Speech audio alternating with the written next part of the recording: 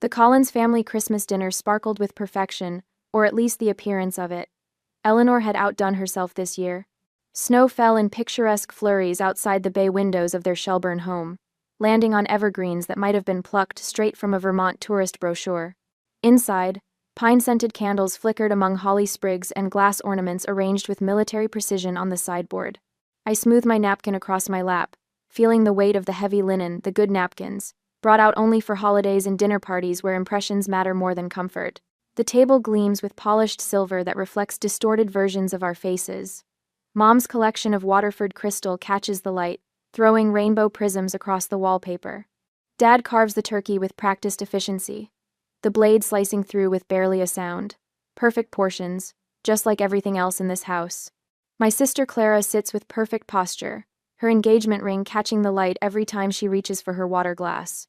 The new lawyer fiancé couldn't make it emergency case preparation, but his absence hasn't stopped Mom from mentioning his Harvard credentials twice already. Morgan, pass the cranberry sauce, please.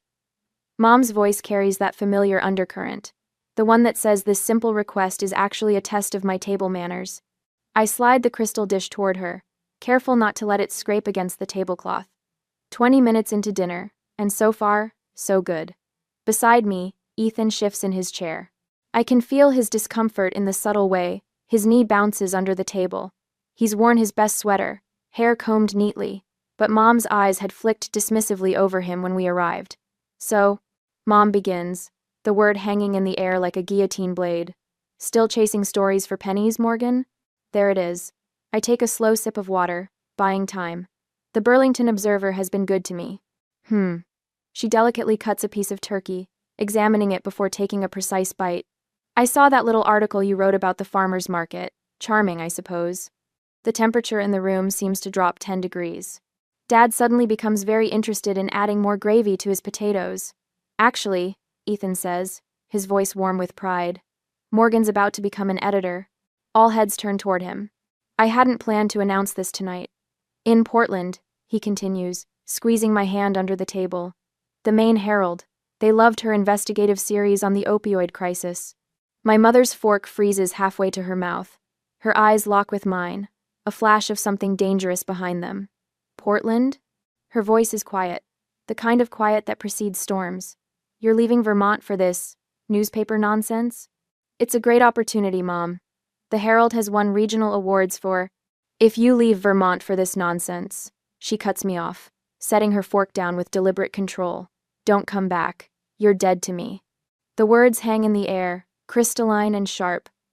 The grandfather clock in the hallway ticks loudly in the silence. Clara's fork clatters against her plate. My father stares fixedly at his green beans.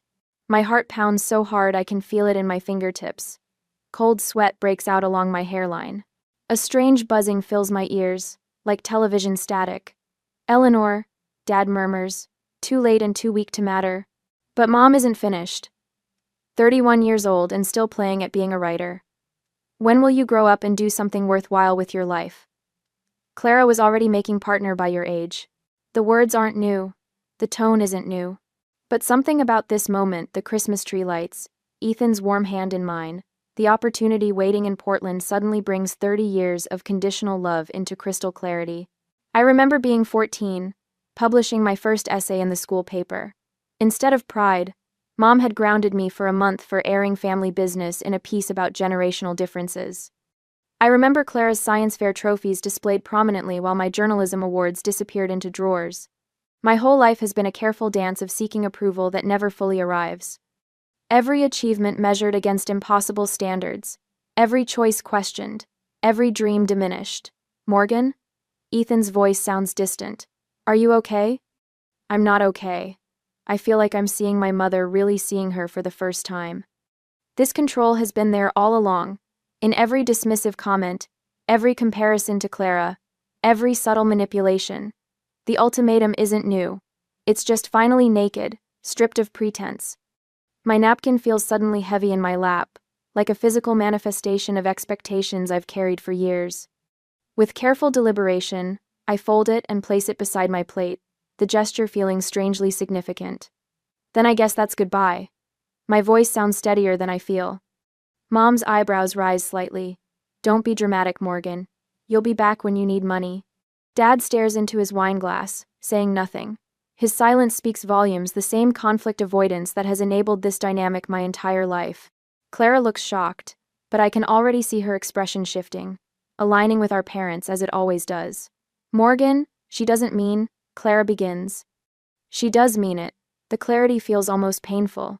And now I have a choice between living an authentic life or having your approval. I'm choosing me. I stand up, chair legs scraping against hardwood. The turkey sits half-eaten, the perfect Christmas dinner abandoned. I walk to the coat closet, each step feeling like it carries me further from the person I was when I arrived today. The choice between authentic life and family approval has never been clearer or more terrifying. The cold air hits me like a physical shock when I open the front door. Snow continues to fall, oblivious to how my world has just shattered and reformed. I make it halfway down the porch steps before I hear footsteps behind me. Morgan, wait. Ethan closes the door softly behind him, hurrying to catch up. He drapes my scarf around my neck, his hands gentle. You don't have to decide everything tonight. In his eyes, I see something I've rarely experienced: unconditional support.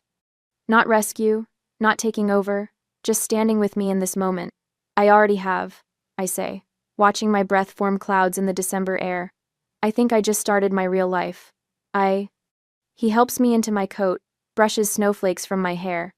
We walk toward the car together, leaving perfect Christmas lights twinkling behind us. For the first time in my life, I'm walking away from my mother's approval and towards something that feels terrifyingly like freedom. I've spent the week after Christmas sitting at my kitchen table, with my old journals spread before me like evidence at a crime scene. Each leather-bound volume chronicles a different year, filled with my neat handwriting and the occasional coffee stain. January sunlight filters through my apartment windows, casting a deceptive warmth over pages that reveal a cold truth. I can't believe I never saw it before. I tell Ethan, who sits across from me nursing his third cup of coffee. He's been patient, watching me piece together this puzzle of my past. My finger traces a journal entry from when I was 16. Look at this. I quit the debate team after Mom said my argument style was embarrassing the family. Then here. I flip forward several pages. She told everyone I dropped out because I couldn't handle the pressure. The anger that's been building in my chest all week flares again. Not the hot, impulsive kind, but something deeper and steadier. The kind that clarifies rather than clouds. She did the same thing with the school newspaper. I continue, finding another entry. Remember I told you I quit because I lost interest? That was her story. The truth was she hated that I wrote about local poverty issues instead of uplifting community stories. Ethan reaches across the table, his photographer's hands gentle as they cover mine. What about college? You mentioned something about pre-law. I pull out a journal with my college years emblazoned on the spine. That was the biggest battle. I wanted journalism. She insisted on pre-law. Said writers were perpetual children who never contributed anything of value. My throat tightens at the memory. When I switched majors anyway, she withdrew tuition support. How did you finish? Ethan asks, his brow furrowing. Dad secretly helped. He'd deposit money into my account and tell me not to mention it to Mom. I shake my head, remembering my father's furtive assistance.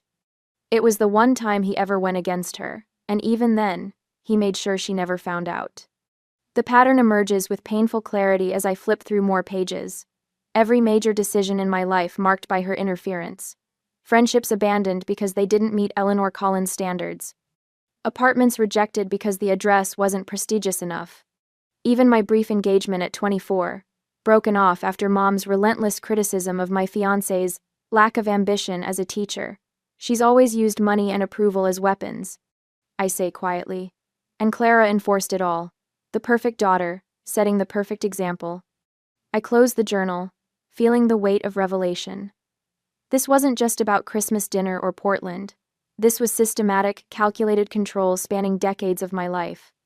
Later, as evening settles over Burlington, I stand at my window watching snowfall. My world has shifted on its axis since Christmas. Every memory, every relationship, now viewed through this new lens of understanding. The childhood friend Mom deemed common because her father worked in a factory. The college boyfriend who mysteriously stopped calling after meeting my parents. The job offers I declined because they weren't respectable enough for a Collins. It's like I've been living in someone else's story, I tell Dr. Klein during our first video consultation. She's a family trauma specialist Ethan found through his therapy network. Her office looks warm through the screen, bookshelves lined with volumes on psychology and healing. That's a common feeling when we start recognizing control patterns, she says, her voice steady and grounding. You're beginning to separate your authentic self from the narrative that was created for you. I nod, pulling my sweater tighter around me. I always thought I was the problem, the disobedient daughter who could never quite measure up, but now I'm seeing myself as an adult making choices. My choices. That's significant progress, Dr. Klein notes. What led to this shift in perspective? I tell her about the journals, about the patterns I've uncovered. How Eleanor's Christmas ultimatum wasn't a spontaneous outburst but the culmination of a lifelong strategy. She's always used that dead-to-me threat, I explain. When I wanted to study abroad in college, when I moved to Burlington instead of staying in Shelburne, when I dated someone she disapproved of. It's always been her nuclear option when other control tactics failed. Dr. Klein makes a note. And how are you feeling about the Portland opportunity now? Clearer, I answer. This isn't about Portland. It's about control. If I gave up the editor position, there would just be another test, another demand. Moving the goalposts has always been her specialty. After our session ends, I call Ethan. He's on assignment photographing winter wildlife, but he answers immediately. How did it go? He asks over the sound of wind. Good, clarifying. I curl up on my couch, feeling strangely lighter despite the heavy topics. She helped me see things I hadn't considered. Like what? Like why Mom can't accept my independence without it threatening her whole identity. I watch the snow continue to fall outside. Her entire self-image is built on being the perfect mother who created the perfect family. My choices don't just disappoint her, they undermine her core narrative. That makes sense, Ethan says. Remember when you told me about her mother? How critical she was? I nod, even though he can't see me. Grandma Collins set impossible standards. Mom's just repeating the pattern. The realization doesn't excuse her behavior, but it helps explain the ferocity of her resistance. It's a generational thing, Ethan says. My dad did the same with his father's expectations. The difference is he recognized it and broke the cycle. His words strike a chord. That's what I need to do, break the cycle. After we hang up, I start making notes about Dr. Klein's observations. She pointed out how Eleanor's perfectionism stemmed from deep fear of judgment, something I'd never considered. How Dad's conflict avoidance enabled her control by creating a vacuum where another perspective should exist. How their combined dynamics made them formidable opponents in any bid for independence. Later that evening, the doorbell rings, startling me from my thoughts. It's snowing harder now, and I'm not expecting anyone. When I open the door, Ethan stands there, camera bag slung over his shoulder, snowflakes melting in his hair.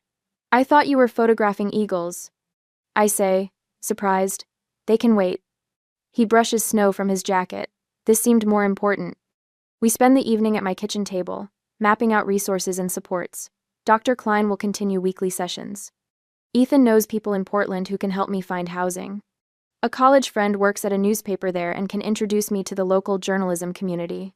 I need to build a life she can't control, I say, writing this down as our central goal. Ethan nods.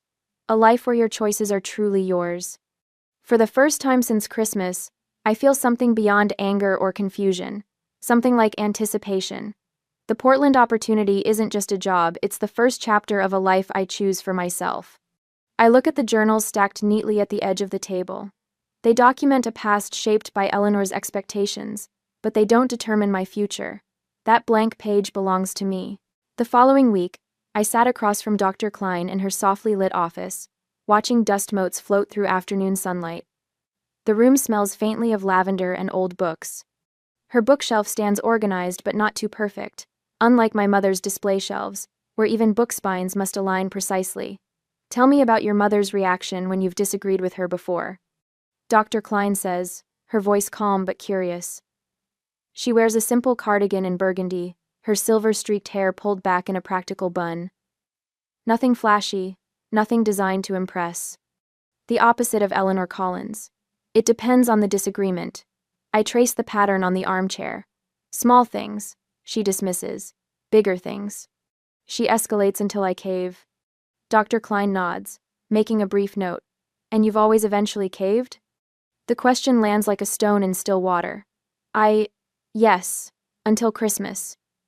En perda. What's different about this time, Morgan? I consider this, the realization forming as I speak it.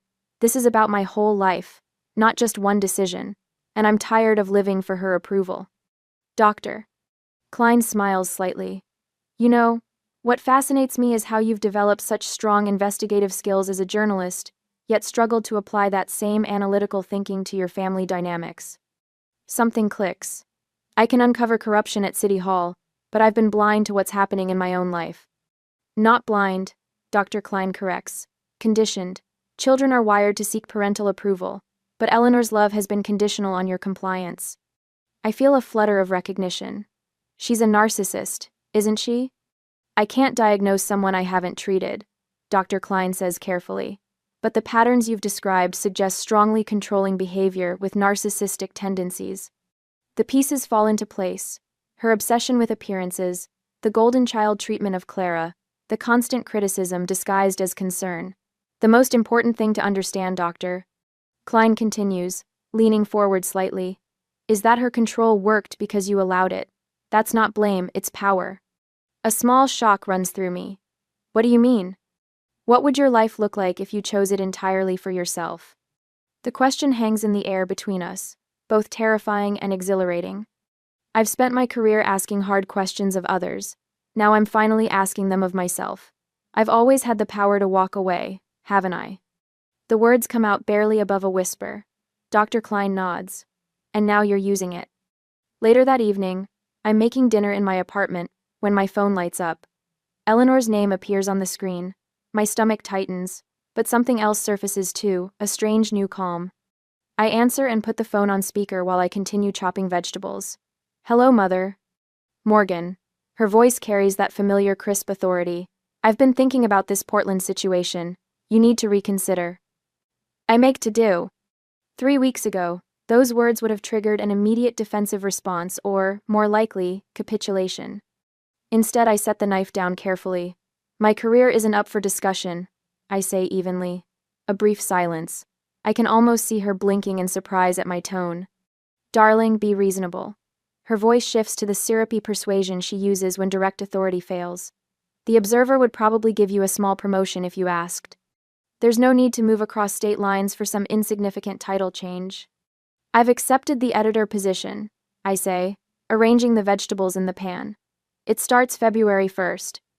Another pause, longer this time. When she speaks again, her voice has hardened. You're throwing away everything we've built for you. What about the family legacy? Your grandfather's collection that I've been saving for you? Your trust fund? Have you thought about what you're giving up? The old guilt rises but doesn't overwhelm me. I think about Dr. Klein's words. I've always had the power. You made your position clear at Christmas, Mother, I say. My voice remains steady despite the pounding of my heart. You said I'd be dead to you if I took this job. I'm sorry you feel that way, but my decision stands. Morgan Elizabeth Collins, you listened to me. I have listened. For 31 years. Now I'm choosing my own path. This is that boyfriend's influence, isn't it? He's always been. This is my decision. I interrupt again. Not Ethan's, not yours, mine. The silence stretches so long I wonder if she's hung up. Then I hear her sharp intake of breath. We'll discuss this when you've calmed down and come to your senses. Her voice is ice. There's nothing more to discuss. I say. Goodbye, Mother. The call ends abruptly. She hung up first. I set the phone down and realize my hands are shaking. But it's not fear. It's exhilaration. When Ethan arrives an hour later, he notices immediately. Something's different, he says, studying my face as he shrugs off his coat. Eleanor called, I say, setting plates on the table. She demanded I reconsider Portland. His eyebrows lift. And I stood my ground. The smile spreads across my face slowly, like sunrise. She hung up on me. He crosses the room and pulls me into a gentle hug. When he steps back, his eyes shine with quiet pride. That's huge. Dr. Klein said something today that changed everything, I tell him. She helped me see that Eleanor only had power because I gave it to her. What does it feel like? Ethan asks, reaching for the wine glasses. Terrifying, I admit, but also like I can finally breathe. We settle at my small dining table with plates of pasta and glasses of red wine. For the first time since Christmas, I feel a genuine smile form, not the polite mask I've perfected for family gatherings, but something real and unguarded. Let's celebrate, Ethan says, raising his glass. To standing your ground. To choosing my own path, I add, clinking my glass against his. After dinner, we curl up on the couch. Ethan pulls a small velvet pouch from his pocket and places it in my palm. I've been waiting for the right moment, he says. Inside is a ring, not a diamond solitaire like Clara's, but a vintage piece with an unusual green stone surrounded by tiny pearls. It's prehnite, Ethan explains. It's supposed to help let go of what no longer serves you. I slip it onto my finger, admiring how the light catches the stone. Not a status symbol, but a talisman of transformation. It tells your story, Ethan says softly, not hers. I rest my head against his shoulder, watching the green stone catch the lamplight. The question surfaces unbidden. Can I really build a life completely free of her influence? The voice of doubt sounds suspiciously like Eleanor's, but for the first time, it doesn't drown out my own. Tomorrow I'll call Dr. Klein to schedule another session. Tonight, I'm savoring this small victory, not just standing up to my mother, but standing up for myself. I mark the calendar with a red X. 10 days until Portland. 2 weeks to dismantle a life without setting off alarms. My apartment looks like an archaeological dig, distinct layers of my existence sorted into categories. Take, leave, donate, trash. The coffee table has become command central, covered with checklists and a notebook I've labeled Independence Protocol. The name makes me smile despite everything. It sounds like something from a spy novel, rather than the methodical dismantling of my mother's influence. 10 days, I whisper to no one. The reality settles in my stomach like cold stone. After the high of standing up to my mother during our phone confrontation, I've deliberately pulled back emotionally. That small victory was satisfying but dangerous. It would be easy to mistake a battle for the war. Dr. Klein warned me about this. Celebration is fine, she'd said, but your mother has spent decades perfecting her techniques. Don't underestimate what's ahead. I open my contact list and begin the careful inventory of relationships. Each name requires evaluation. Who stays connected to me? Who stays connected to Eleanor? Cousin Sarah, we exchange Christmas cards, but nothing more. She can remain. Uncle Thomas, Mom's brother, reports everything back to her. Limited contact only. My old high school friend Veronica is still close with my mother through the garden club. Potential risk. The process is exhausting. Each decision feels like cutting a thread in a complex tapestry. Too many at once and everything unravels. Too few and I remain entangled. My phone rings. Ethan. Just checking in, he says. How's Operation Escape Plan going? I've got 3 piles. Eleanor approved, Eleanor tolerated, and Eleanor would burn if she could. I survey my bedroom. Guess which pile is biggest? Please tell me you're keeping the leather jacket she called commune reject chic. It's already packed. I make another note in my book. I called about a new bank account today. Found one with no fees and branches in Portland. Smart move.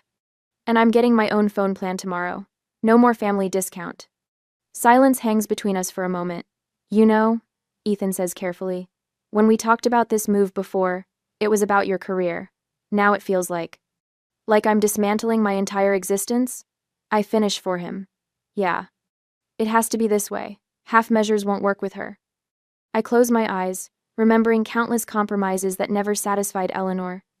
I need clean borders between her life and mine. Later that evening, I spread out paperwork across my kitchen table. Portland housing listings fill my laptop screen, colorful pins marking potential neighborhoods on a digital map. I've created spreadsheets comparing costs, amenities, and proximity to the Herald's office. Another tab holds research on main healthcare providers who accept my insurance. My phone calendar now has color-coded reminders. Update mailing address, transfer prescriptions, schedule utility connections. I've even created a separate email account Eleanor doesn't know about for all Portland correspondence. Dr.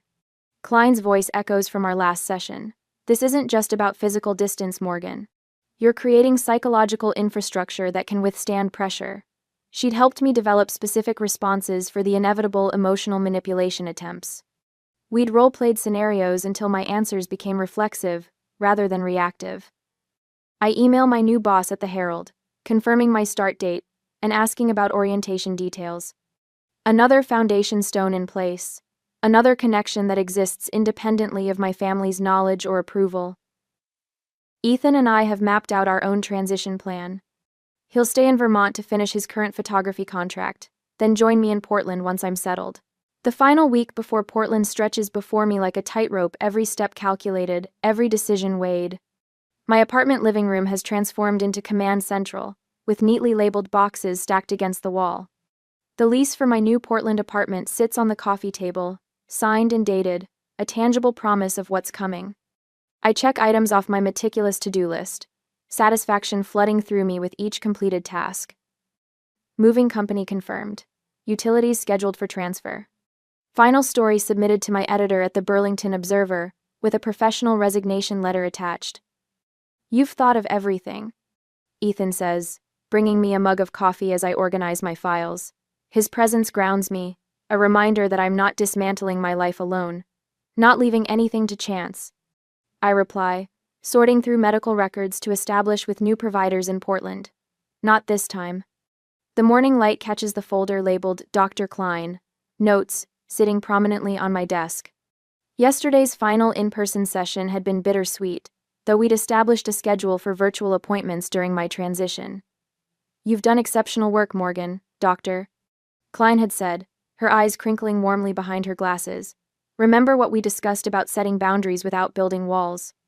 My new bank accounts and insurance policies represent more than just practical arrangements. They're declarations of independence. Mom can't freeze accounts she doesn't control. Dad can't play mediator through financial assistance.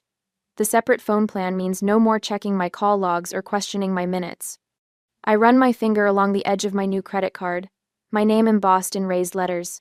Morgan Collins, standing on her own. Ethan watches me from the doorway, leaning against the frame. "You okay?" "You've been staring at that card for a full minute." "Just thinking about how different everything will be." I tuck the card into my wallet. A month ago, I couldn't have imagined making these decisions without second-guessing myself. The knock at my door comes just after 6 that evening, 3 sharp raps that send my heart racing.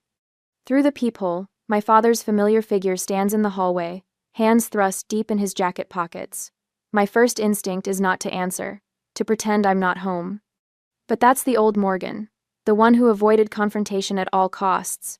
I take a deep breath and open the door. "Dad." The word hangs between us, neither welcome nor rejection. "Morgan." He shuffles his feet, looking past me into the apartment. "May I come in?" I step aside, noticing how he takes in the boxes, the dismantled bookshelves, the clear evidence of my departure. His face falls slightly. "So, you're really going through with it?" he says, standing awkwardly in the center of my living room. "The moving truck comes Monday." I don't offer him a seat. Don't offer tea or coffee. The ball is in his court. He rubs the back of his neck, a gesture I've seen 1,000 times when he's uncomfortable. "Your mother didn't mean what she said. She's waiting for you to apologize." The words land like stones in still water, rippling outward. Of course. No recognition of what she did, just the expectation that I'll fold as I always have. "I'm not apologizing for accepting a promotion, Dad." My voice remains steady, though my pulse quickens. "This isn't about Portland. It's about control." "She's upset. You know how she gets." He sighs, looking older than I remember. "She's been telling everyone you had some kind of mental breakdown. That the job offer isn't real." Cold washes through me. "She's what?" "Called your aunt, Sarah, your cousins. Even mentioned something to Pastor Miller after church. He won't meet my eyes. Says you're making rash decisions because you're unstable." My mind races ahead, cataloging connections, professional contacts, people whose opinions matter. The story she's crafting would follow me, undermine me. Even in Portland, whispers have ways of traveling. She's trying to discredit me. The realization crystallizes, sharp and clear. If people think I'm unstable, they won't believe me about how she treats me. Dad shrugs helplessly. "She's hurt, Morgan. You know how important family is to her." "Family isn't a weapon, Dad." I walk to the window, looking out at Burlington one last time. "Tell Mom I received her message." And tell her that when she's ready to talk as equals, I'll be ready too. After he leaves, I add a new section to my to-do list: reputation management. I spend the evening emailing key contacts, former professors, mentors, friends in the industry, casually mentioning my exciting new position in Portland, creating witnesses to my stability and success before Eleanor's narrative can take root. By Sunday night, every box is sealed, every arrangement confirmed. I stand in my empty apartment, the echoing space a canvas for future possibilities. David's visit forced adaptations to my plans, but encountering Eleanor's moves, I've grown stronger. More strategic, I trace my finger along the windowsill, saying goodbye to the view that has greeted me for 5 years. Vermont's mountains rise in the distance, familiar and beautiful. Tomorrow they'll be in my rearview mirror. My phone buzzes with a text from Ethan. All packed? Need anything? All set, I type back. See you at 7. I curl up on the bare mattress, my suitcase packed for the drive tomorrow. In the stillness, I feel something unfamiliar taking root, not fear, not anxiety, but a quiet confidence. Eleanor thought her ultimatum would break me. Instead, it freed me. Tomorrow I start the life I choose, I whisper to the empty room. The words hang in the darkness, a promise to myself that feels more binding than any I've made before. The threshold awaits. I'm ready to cross it. I've settled into my office at the Portland Herald, a space that feels more mine with each passing day. The newsroom hums with the familiar cadence of journalism, keyboards clacking, phones ringing, the occasional burst of laughter. 1 month into my new position as features editor, and the initial nerves have given way to a steady confidence. My team respects me. My ideas matter here. The morning light filters through blinds. I adjusted to my liking, no one dictating the proper angle they should hang. On my desk sits a framed photo of Ethan and me at Portland Headlight, our first weekend exploration of our new home. No family portraits, no obligatory displays of Colin's family achievements. My phone buzzes with a text from Ethan. Lunch later? Found a place with those clam cakes you liked. I smile, typing back a quick, "Yes, please," when Sandra from reception appears in my doorway, her usually composed face tight with concern. "Morgan, there's someone demanding to see you in the lobby. Says she's your mother and it's a family emergency." The words hit like a physical blow. My shoulders tense, my throat constricts. Of course she'd come. Of course. She's quite insistent, Sandra adds, her expression suggesting this is an understatement. I take a deep breath, remembering Dr. Klein's words. Preparation creates power. You've built a foundation she can't shake. Tell her I'll be out in a moment, I say, my voice steadier than I feel. Sandra nods and retreats. I stand, smoothing my blazer, the emerald one I chose because I liked it, not because it met someone else's standards. I text Ethan quickly. Emergency. Mom showed up at the office. His response comes immediately. On my way. You've got this. Walking through the newsroom feels like moving through water.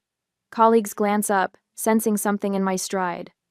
I pass Frank Webster's office, my boss, the editor-in-chief, and make a split-second decision. Frank, do you have a minute? I ask, knocking lightly on his open door. He looks up from his computer. What's up, Collins? My mother has shown up unannounced in the lobby. There's no actual emergency, but she might claim there is. It's complicated family dynamics. The words come out with professional clarity. No apology, no shame. Frank's eyebrows rise slightly. Need security? Hopefully not, but I wanted you to know what's happening. He nods once. Appreciated. Handle it however you need to. This simple exchange, his trust in my judgment, strengthens my resolve as I continue toward the lobby.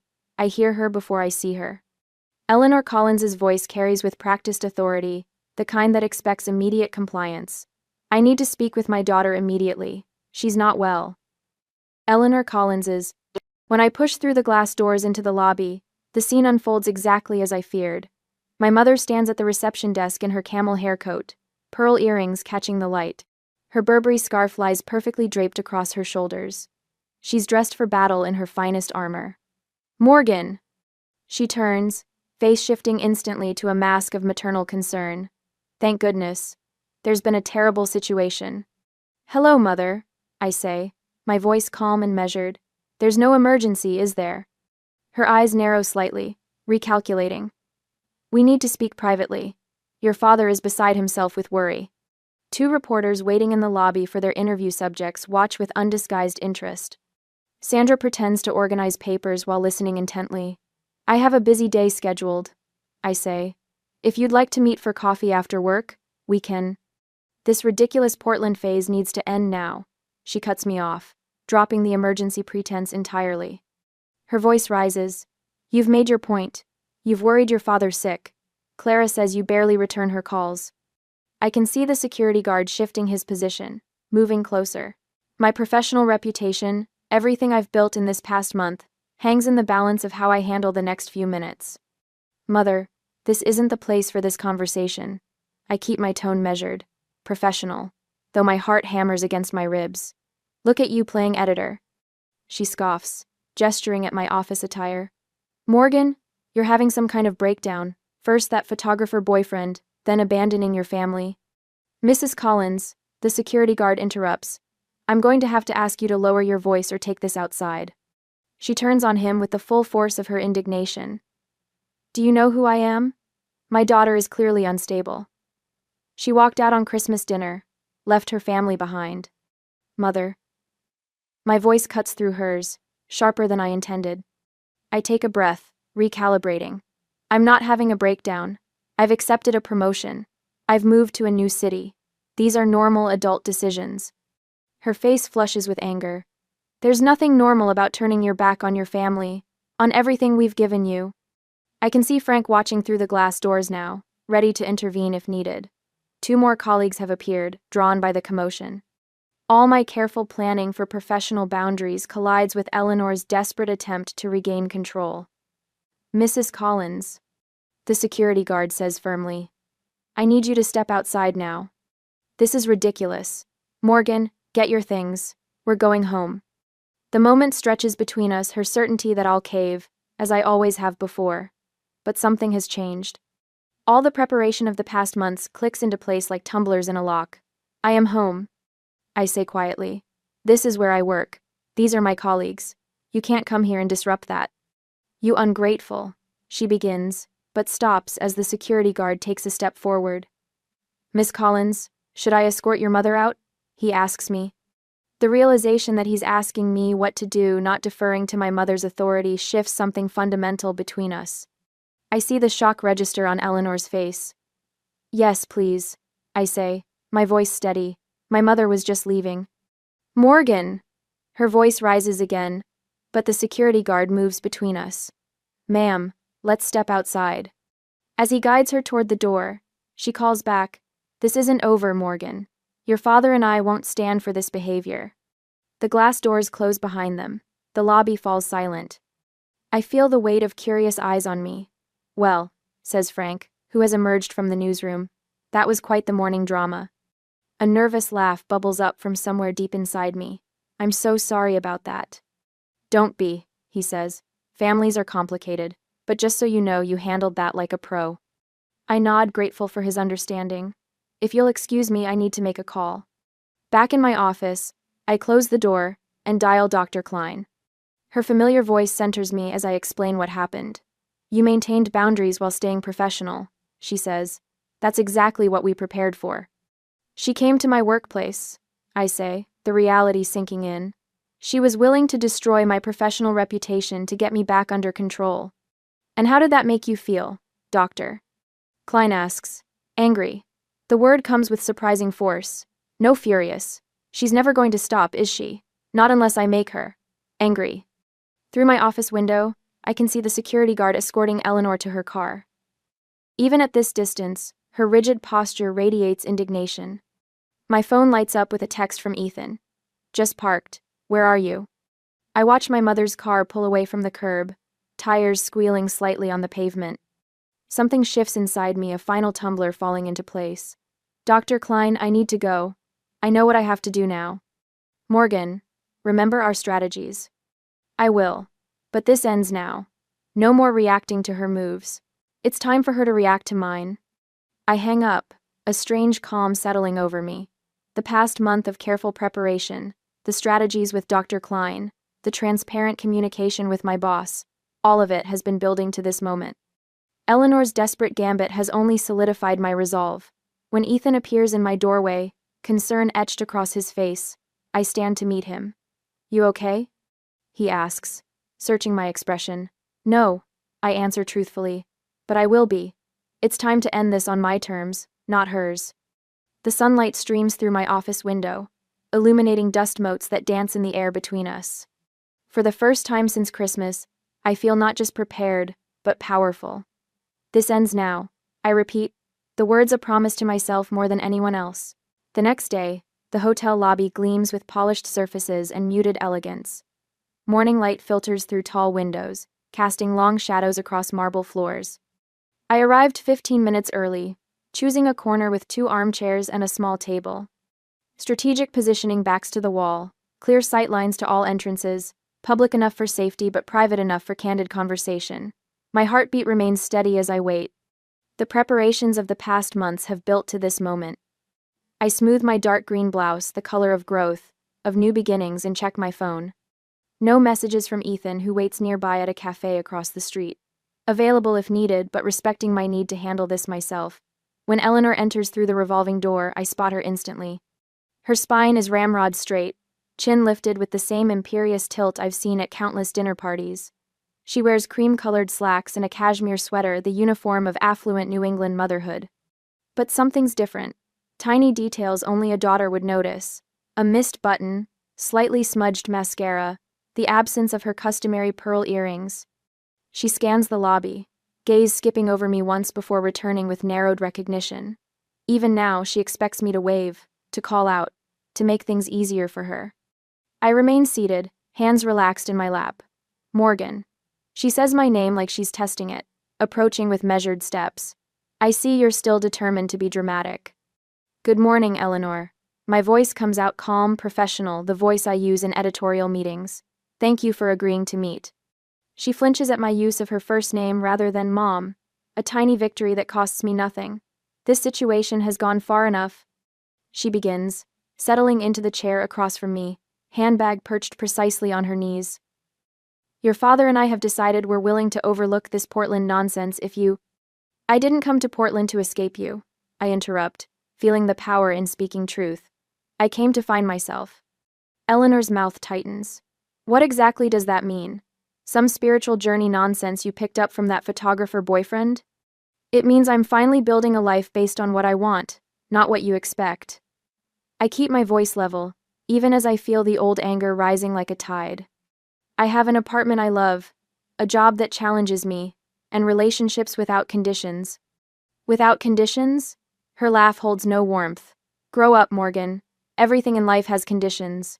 The sooner you accept that, the sooner—" The newspaper's managing editor attended my Monday presentation. I continue, refusing to be derailed. "He's asked me to develop a special feature series on community resilience." "Community resilience," she repeats, making the words sound absurd. "And what does that pay? Enough for ramen noodles and that thrift store wardrobe you insist on wearing?" Old buttons, expertly pushed. But I've disconnected the wires. "My salary is adequate, but that's not really why you're here, is it?" I lean forward slightly. "You're here because for the first time, you couldn't control me. You couldn't predict what I'd do next." Her eyes flash. "I'm here because you humiliated me in front of your father. Because your sister is worried sick. Because this childish rebellion is hurting people who love you." There it is, the manipulation that once would have sent me spiraling into guilt. "The scene you created at my workplace was unacceptable," I say, my voice hardening. "My colleagues now know exactly who you are and why I moved across state lines. That wasn't my intention, but it's the consequence of your choices." "Your choices have consequences too, Morgan." Her voice drops to the familiar threatening whisper that used to freeze my blood. "Family names matter at home, you know that." "I've spoken with the Morrison Foundation Board. They're a major funder of local journalism. One word from me about your instability." I cut her off with a raised hand. "I've already met with Catherine Morrison. We had coffee last week after she reached out about my opioid series." Eleanor's composure slips. She hadn't expected this, couldn't have known that Catherine and I connected over shared experiences with controlling mothers. "The chess pieces I've methodically arranged over months now move with devastating effectiveness. The board values actual journalism, not gossip." I continue. Every threat you make only confirms I made the right decision in December. A hotel employee passes nearby, glancing curiously at our tense tableau. Eleanor forces a brittle smile, always conscious of appearances. You've become so cold, she murmurs, shifting tactics. This isn't the daughter I raised. I'm exactly the daughter you raised. The truth resonates between us. Observant, thorough, determined. I just finally turned those qualities toward seeing our relationship clearly. Her fingers twist the leather strap of her handbag. Clara's wedding is in September. Are you really planning to miss your only sister's wedding because of this? Tantrum? Clara knows how to reach me, I say. And it's her wedding, not yours. If she wants me there, we'll figure it out. Eleanor's phone buzzes. She glances down, frowning at the screen before answering. David? I told you not to call during. She pauses, listening, her face draining of color. What do you mean you canceled it? I specifically told you. I watched the transformation with clinical detachment, the widening of her eyes, the sudden paleness around her mouth as my father apparently delivers news she never expected to hear. We'll discuss this when I get back, she snaps, ending the call. Is everything okay? I ask, not from obligation but genuine curiosity. Eleanor stares at her phone as if it might bite. Your father canceled the club membership. 30 years of membership, our name on the founder's plaque, all because. She looks up, something unfamiliar in her expression. Confusion. Uncertainty. She needs help, Morgan. My father's voice emerges from the phone on speaker. She hadn't fully disconnected the call. I'm taking her to see someone. My breath catches. In all my planning, I never expected this. My father finally standing up, setting his own boundaries. Eleanor jabs at the phone, ending the call properly this time. He's overreacting. This ridiculous family drama has gotten to him. It's not drama. It's consequences. The words come easily now. You told me I was dead to you if I chose my career. I made my choice. Now you're facing yours. Her face crumples momentarily before hardening again. So, that's it? 31 years of motherhood erased because I pushed you to aim higher than some small-town newspaper? This isn't about the newspaper. I lean forward, meeting her gaze directly. It's about control. It's about conditional love. It's about punishing me for choices you didn't approve of, from journalism school to Ethan to Portland. She glances around the lobby, clearly uncomfortable with this public dissection. A young couple with suitcases gives us a wide berth, sensing the tension. I want what's best for you. She insists, but the words sound hollow, even to her. You want what you think is best, I correct her. There's a difference. Eleanor gathers her purse, preparing her exit strategy. When you've had time to think about this rationally. I've had months to think about it. I remain seated, refusing to rise for the customary Collins family goodbye ritual. I've thought about little else. My terms are simple. I'll consider contact when you're ready for a relationship between equals. No manipulation, no ultimatums, no controlling my career or relationship choices. And if I don't agree to these terms, the word tastes bitter in her mouth. Then nothing changes. I continue building my life in Portland. You continue in Vermont. We acknowledge that a relationship isn't possible right now. She stands, smoothing invisible wrinkles from her slacks. You sound like a lawyer drafting a contract, not a daughter. I sound like an adult setting boundaries. I correct her. When you're ready for a relationship between adults, I'll be here. Eleanor opens her mouth, then closes it. For perhaps the first time in my life, my mother has no prepared response, no counterattack. The realization of her powerlessness settles over her like an unfamiliar coat. She turns without another word, walking toward the revolving doors with measured steps. Her shoulders, usually perfectly squared, curve slightly inward. Not defeat. Eleanor Collins doesn't admit defeat, but perhaps the first recognition that victory is no longer possible. I remain seated, watching her disappear through the glass doors. The weight that's pressed against my chest since Christmas lifts completely. Not because I've won, but because I've finally stopped playing a game with rules designed to ensure I lose. My phone buzzes with a text from Ethan. Everything okay? I type back, better than okay. It's over. I'm free. And for the first time since I can remember, those words feel absolutely true. I stand at the window of my Portland apartment, watching seagulls circle over the harbor. It's been 3 days since the confrontation with my mother in the hotel lobby, and I'm still processing what happened. The weight I've carried for years has lifted, replaced by an unfamiliar lightness that makes me feel almost buoyant. Doctor. Klein's face fills my laptop screen during our virtual session. How are you feeling about everything that happened? Like I'm finally breathing properly, I say, touching the windowsill. I didn't just stand up to her. I stood up for myself. That's an important distinction. Her voice carries the steady warmth that's anchored me through this transformation. Yesterday I changed the headline on a feature piece without second-guessing myself for an hour first. I laugh at how small yet significant this feels. And last night Ethan and I picked a restaurant without me worrying about what Mom would think of the decor. Those everyday moments are where real freedom lives, Doctor.